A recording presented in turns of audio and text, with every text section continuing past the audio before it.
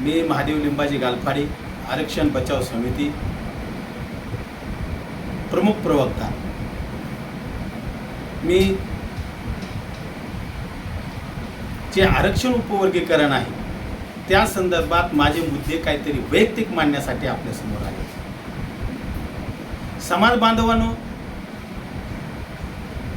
महाराष्ट्रामध्ये जी चर्चा चालू आहे आरक्षणासंदर्भात, ही चर्चा विषयाला सोडून आहे असं मला वाटतं। विषय काय आहे?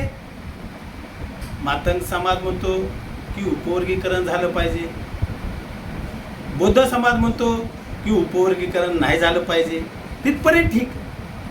आणि आपण कुणाला भांडलं पाहिजे? मुख्यमंत्र्याला भांडलं पाहिजे। परंतु तशी परिस्थिती महाराष्ट्रात दिसत नाही। महाराष्ट्रामध्ये काय चालू आहे? दिलंय भीमानं खा गुणानं, महाराणी खाल्लं, महारानं डाका घातला, ही चर्चा चालू। मित्रांनो, आपली चर्चा कशावर व्हायला पाहिजे की उपवर्गीकरण झाल्यानंतर मातंग समाजाला काय मिळणार आहे, किती टक्के आरक्षण मिळणार आहे, ह्याच्यावर चर्चा होताना दिसत नाही। बरं, कशा कशात आरक्षण मिळणार आहे ह्याच्यावर कुणी सविस्तर बोलायला तयार नाही। जे राजकीय पंडित आहेत ते बोलायला तयार नाहीत, जे सामाजिक स्वतःला नेते समजतात ते बोलायला तयार नाहीत। एक दुसऱ्याला शिव्या घालून काय मिळणार आहे आपल्याला? काहीही मिळणार नाही। परंतु आज मी सांगतो आपल्याला कशामध्ये आरक्षण मिळणार आहे हे मी सांगण्यासाठी आले, आणि त्याचा काय फायदा होणार आहे, काय तोटा होणार आहे हे समाज बांधवाला कळायला पाहिजे ना। आज अशी परिस्थिती आहे, आपल्याला शिक्षणामध्ये आरक्षण मिळणार आहे। मातंग समाजाला शिक्षणामध्ये आरक्षण जर मिळालं तर आज शिक्षणाची अवस्था काय मातंग समाजामध्ये? जे 10वी 12वी जे मुलं शिकतात त्याचं प्रमाण आहे 60% ते 70% दरम्यान।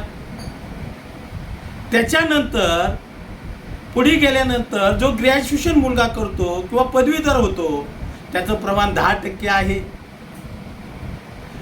मग अशी जर शिक्षणाची आपली अवस्था असेल, आपण शिक्षण घेऊ शकत नाही, शिक्षण महाग झालेलं आहे, आणि मग जर शिक्षण महाग झालेलं असेल तर आपला मुलगा शिकणार कसा आहे? पूर्ण खाजगीकरण झालेलं आहे शिक्षणामध्ये, त्याच्यावर कुणी बोलायला तयार नाही। महाराष्ट्रातल्या 255 शाळा बंद आहेत, त्याच्यावर कुणी बोलायला तयार नाही। अरे बाबा, आपल्याला शिक्षण फ्रीमध्ये मिळालं पाहिजे, पण तशी अवस्था नाही, त्याच्यावर कोणी बोलत नाही। आपल्याला आरक्षण पाहिजे। बर, त्याच्यानंतर दुसरं आरक्षण कशात मिळणार आहे? नोकऱ्यामध्ये मिळणार आहे। नोकरीची काय आवश्यकता आहे? कारण की जर शिकलो आपण, स्पर्धा परीक्षेत जर गेलो तर आपल्याला नोकऱ्या मिळणार आहेत। बरं, नोकऱ्या तरी कुठे शिल्लक राहिल्या? नोकऱ्यामध्ये खाजगीकरण झालेलं आहे, नोकऱ्यामध्ये खाजगीकरण झालेलं आहे, बँक खाजगीकरण झालेलं आहे, विमान खाजगीकरण झालेलं आहे, पेट्रोलियम खाजगीकरण झालेलं आहे, आरोग्यामध्ये खाजगीकरण झालेलं आहे। मग नोकऱ्या शिल्लक कुठं आहेत? अनेक डिपार्टमेंटमध्ये खाजगीकरण झालेलं आहे, नोकऱ्या कुठं शिल्लक आहेत? बरं, मातंग समाजाच्या नोकऱ्यामध्ये टक्केवारी किती आहे? 2% ते 5%। काय विकास होणार आपला? काय प्लॅनिंग आहे आपला?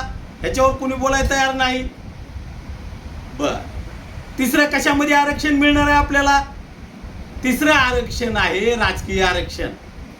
बरं, राजकीय आरक्षणामध्ये काय मिळणार आहे? 288 आमदार आहेत विधानसभेचे, त्याच्यामध्ये एससी जातीला 29 जागा राखीव आहेत। बरं, जाती किती आहेत? 59 जाती। उपजाती किती आहेत? सर्व मिळून 200 जाती। 200 जाती लढणार आहेत 29 उमेदवार जे विधानसभेचे आहेत। बर, निवडणुका लढणं सोपं आहे का? बरं, मातंग समाज 29 जागेवर कसा लढणार आहे? काय प्लॅनिंग आहे? जर आज निवडून यायचं झालं आपल्याला तर आपल्याकडे करोडो रुपये पाहिजेत. मग आपल्याकडे करोडो रुपये आहेत का? तुम्हाला माहित आहे निवडणुकीमध्ये काय गोंधळ चालू आहे. ज्यांच्याकडे करोडो रुपये आहेत असाच उमेदवार निवडणुकीला उभा राहतो आणि तो कुठल्या तरी पक्षाचा गुलाम पाहिजे, पक्षाने उमेदवारी दिली पाहिजे तर तो निवडणुका लढणार आहे. तर नाही तर निवडणुका कशाला लढणार? आपला उमेदवार निवडून कसा येणार? राजकारणामध्ये सहभागी वाटा कसा मिळणार आपल्याला? मिळू शकत नाही. दुसरी गोष्ट, लोकसभेमध्ये 48 जागा आहेत. 48 जागेमधून लोकसभेला एससी साठी 5 जागा राखीव आहेत. बर, खासदारसाठी मग आपण कसं लढणार आहोत? काय प्लॅनिंग आहे त्या एससी मधून लोकसभेवर जाण्यासाठी? तोही प्लॅनिंग नाही, कारण की आपल्याकडे करोड रुपये पाहिजेत निवडून येण्यासाठी. त्याच्यावर कोणी बोलत नाही. दुसरी अनेक आरक्षण कशामध्ये राहिला? चौथा भाग स्थानिक स्वराज्य संस्था आहेत त्याच्यामध्ये आपल्याला आरक्षण आहे. ते कशावर अवलंबून आहे? ज्या ठिकाणी मागासवर्गीय किती लोक आहेत त्याच्यावरती तिथला विभाग मागासवर्गीयाला सोडला जातो आणि मग ते त्या ठिकाणी आपला उमेदवार निवडणूक लढत असतो. बरं, स्थानिक लेवलला काय परिस्थिती आहे? त्या ठिकाणी पैशाचा काळा बाजार चालू आहे. जर आपल्याला स्थानिकांनी जर आपल्याला उमेदवारी दिली तर आपण निवडून येणार आहोत, नाही तर आपण कसं निवडून येणार? ही अशी अवस्था आहे. ह्याच्यामध्ये आपल्याला आरक्षण आहे. मग आता सध्याची आरक्षणावरची भाषा करतात. आपली काय अवस्था आहे? शिक्षणामध्ये तुम्हाला अवस्था सांगितली, नोकऱ्यामधली अवस्था सांगितली, तुम्हाला राजकारणामधली अवस्था सांगितली. आता जर आपल्याकडे मातंग समाजाकडे जर प्लॅनिंग नसेल, मातंग समाजाच्या नेत्याकडे काही प्लॅनिंग नसेल, शिक्षणाचं नसेल, नोकऱ्याचं नसेल, राजकारणाचा नसेल, काय तुमच्याकडे ब्लूप्रिंट आहे महाराष्ट्रामध्ये लोकांना सांगण्यासाठी? ते तरी सांगा. आपण इथले जे वैचारिक ज्यांना समजतो ते चिडून म्हणतात, काय म्हणतात? 0.5% जरी आरक्षण मिळालं तरी आम्ही घ्यायला तयार आहेत आणि आम्ही ते घेतल्याशिवाय राहणार नाही. बाबांनो, मातंग समाजाचा काय फायदा होणार आहे त्यांनी? काही पुढारी म्हणतात, शितकं म्हणजे वाईट वाटतंय की काही पुढारी म्हणतात काही झालं आम्हाला हाताला काही भेटलं नाही तरी चालेल, परंतु आता आम्ही जर जीव जरी गेला तरी बेहतर, परंतु आम्ही आरक्षण घेतल्याशिवाय राहणार नाही, उपवर्गीकरण केल्याशिवाय राहणार नाही. का बाबा? का डबके बनवायला? का तळे छोटे छोटे करायला लागलात?